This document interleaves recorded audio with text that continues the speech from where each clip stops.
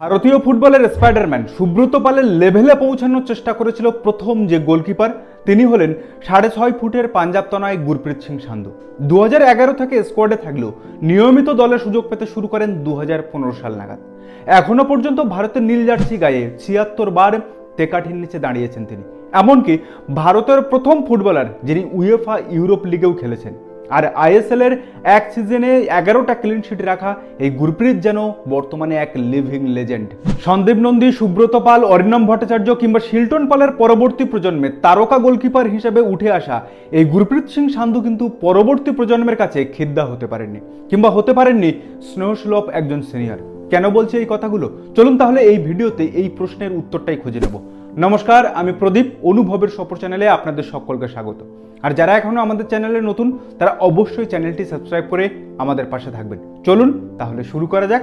2025 AFC Asian cup qualifying রাউন্ডে Bharat Bangladesh match, অর্থাৎ যে ম্যাচে বাংলাদেশের হামজা চৌধুরী খেলেছিল, সেই ম্যাচে আরেক তরুণ গোলকিপার হিমাচল প্রদেশের বিশাল কাইত 3টি মস্ত বড় ভুল করে ফেলে। আর এই ভুলের পরেই তারই অগ্রজ গুরপ্রীত সিং সান্ধু একটি টুইট করেন, সেখানে বলেছেন there is a difference. Just ভাবুন একবার, তার পরবর্তী প্রজন্ম অর্থাৎ গুরপ্রীতের পরবর্তী প্রজন্মের সেরা গোলকিপার বিশাল কাইত, যে আইএসএল এর এক সিজনে গুরপ্রীতেরই 11টা ক্লিন শিটের রেকর্ড ভেঙে দিয়েছিল 2022-23-এ। বিশালের ক্লিন শিট ছিল 12টি। আর এই চলতি আইএসএল সিজন অর্থাৎ 2024-25-এ যার ক্লিন শিটের সংখ্যা 15টি।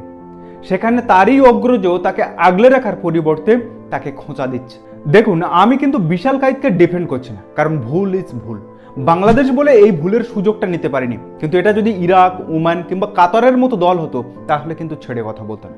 কিন্তু গুরপ্রীত যে মাঝমাঠে চলে এসে হেড মিস করে গোল খায়, কিংবা 2020-র এটি মোহনবাগান ম্যাচ, 2021-এর কাতার কিংবা কেরালা ম্যাচে পায়ের ফাঁক দিয়ে যে ব্লান্ডার করে গোলগুলো হজম করেছিল, সেগুলো কিন্তু আমরা সকলে দেখেছি।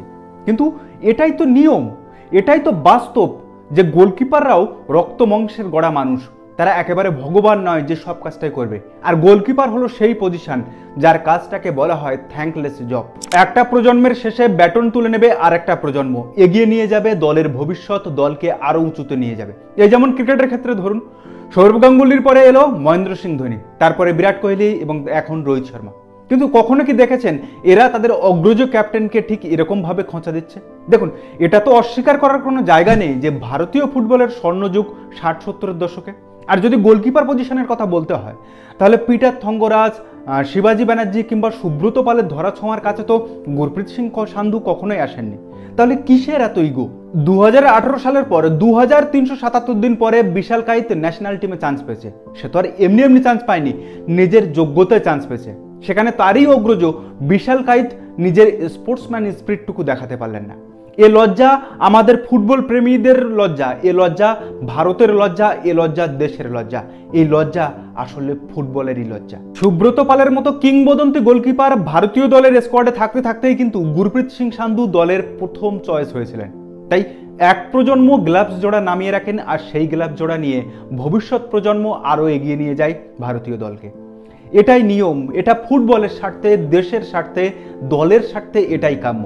আর সেখানে গুরপ্রীত সিং সান্ধু এমন একটা স্পোর্টসম্যান স্পিরিট দেখাতে পারলেন না যেটা তাকে আরো স্মরণীয় করে রাখতো ভারতীয় ফুটবলে। সবশেষে শুধু এটুকুই বলবো যে এবার আইএসএল ফাইনালে 2024-25 মরশুমে যখন মোহনবাগান এবং বেঙ্গালুরুর ফাইনালটা হচ্ছে, এক্সট্রা টাইমে ম্যাকলারেন যখন গুরপ্রীত সিং সান্ধুর দুই পায়ের ফাঁক দিয়ে বলটা জালে জড়িয়ে দিচ্ছেন, তখন হয়তো ফুটবল ঈশ্বর অলোককে হেসে বলছেন, দিস ইজ দ্য ডিফারেন্স।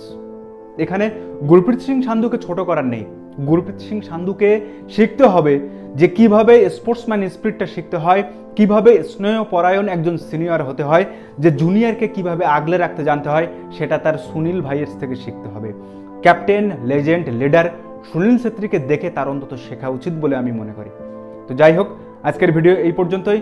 যদি ভিডিওটা ভালো লাগে তাহলে অবশ্যই বন্ধুদের মধ্যে শেয়ার করে তাদেরকেও জানার সুযোগ করে দেবেন। তো দেখা হচ্ছে পরের কোনো ভিডিওতে। ততদিন ভালো থাকবেন, সুস্থ থাকবেন আর খেলা দেখতে থাকবেন।